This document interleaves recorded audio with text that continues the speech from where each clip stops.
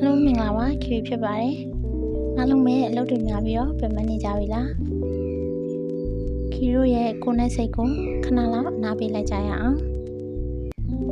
ညလုံးလေးမိတ်ထားပါ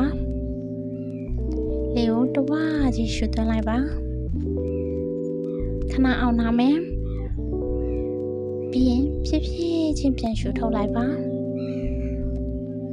ရှုထုတ်လိုက်တဲ့အချိန်မှာခန္ဓာကိုယ်ကတင်းအားတွေရောသွားတာကိုသတိထားကြည့်လိုက်ပါခီတို့ရဲ့စိတ်အေးချမ်းခြင်းလားရီမှန်းချက်တွေရှိတာဘာတွေပဲဖြစ်ဖြစ်ကိုလိုချင်တဲ့ result ကိုရဖို့စနစ်တကျစိတ်ကိုပုံဖော်လို့ရပါတယ် guided imagery လို့ခေါ်တဲ့လမ်းညွှန်မှုနဲ့ပုံရိပ်တွေကိုအသုံးပြုရတဲ့မသိစိတ်ကိုပြန်လည်စီစဉ်နိုင်တဲ့နည်းလမ်းကြောင်းကိုဒီနေ့ပြောပြသွားမှာဖြစ်ပါတယ် guided imagery ဆိုတာကတော့လမ်းညွှန်သူရဲ့အသံနဲ့အတူလိုက်ပါစိတ်ကူးရင်းနဲ့ပုံဖော်ရတဲ့နည်းစနစ်ပဲဖြစ်ပါတယ်လမ်းညွှန်သူရဲ့စကားသံတွေဟာကိုယ်ကို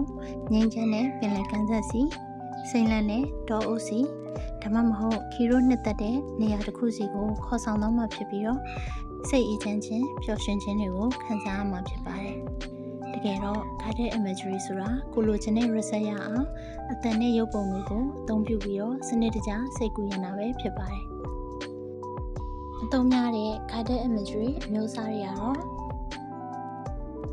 relaxation imagery ခန္ဓာကိုယ်နဲ့စိတ်ကိုအနားရစေဖို့အတွက်အသုံးပြုတဲ့နည်းလမ်းဖြစ်ပါတယ် healing imagery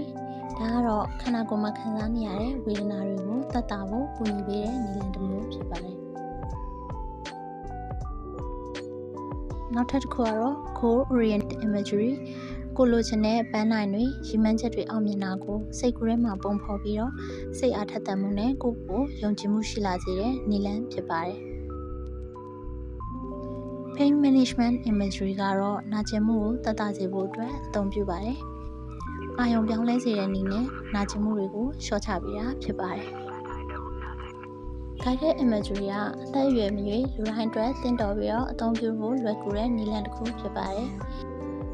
အထူးသဖြင့်စိတ်ဖိစီးမှုများသူတွေစိုးရိမ်ပူပန်မှုများသူတွေညအိပ်မပျော်သူတွေနာတာရှည်နာကျင်မှုဝေဒနာခံစားနေရသူတွေစိတ်ကူးထုံအကူအညီယူနေရတဲ့သူတွေမိမိကိုယ်ကိုပုံမနားလည်ခြင်းသူတွေနဲ့စိတ်အေးချမ်းမှုတည်ငြိမ်မှုကိုရှာဖွေနေသူတွေအတွက်သင့်တော်တဲ့နည်းလမ်းပဲဖြစ်ပါတယ် YouTube နဲ့တခြား platform တွေမှာကိုယ့်ရဲ့ရည်ရွယ်ချက်ပေါ်မူတည်ပြီးတော့ guided imagery အသံဖိုင်တွေကိုအလွယ်တကူရှာဖွေနားထောင်နိုင်ပါတယ်ဗီဒီယိုတွေမှာတော့အသံလမ်းညွှန်ချက်တွေအပြင်မြင်ကွင်းတွေပါမှုနာမို့လို့ပုံဖော်ရတာပို့ပြီးတော့လွယ်ကူစေမှာဖြစ်ပါတယ်ဒါမှမဟုတ်ရင်လေ့ကျင့်ထားတဲ့ကျွမ်းကျင်သူရဲ့ဓာတ်ရိုက်လမ်းညွှန်မှုနဲ့လည်း guided imagery ကိုပြုလုပ်လို့ရပါတယ်နောက်ပိုင်းလေ့ကျင့်ရလာတဲ့အခါဆိုရင်တော့ကိုယ့်ရဲ့အတွေးကိုပဲသုံးပြီးတော့ပုံဖော်လာနိုင်မှာဖြစ်ပါတယ် guided imagery ကိုပုံမှန်လေ့ကျင့်သွားမယ်ဆိုရင်ရရှိနိုင်တဲ့အကျိုးကျေးဇူးတွေကတော့စိတ်ဖိစီးမှုနဲ့ဆွေးနွေးပူပန်မှုတွေရောကြလာမယ်စိတ်အေးချမ်းလာမယ်ကောင်းမွန်စွာအိပ်စက်နိုင်လာမယ်နာကျင်မှုတွေကိုသက်သာစေတယ်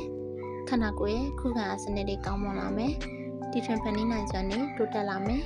ကိုယ့်ကိုယ်ကိုပိုပြီးယုံကြည်မှုရှိလာမယ်စိတ်ရောကိုယ်ပါပိုပြီးကျန်းမာလာမှာဖြစ်ပါတယ်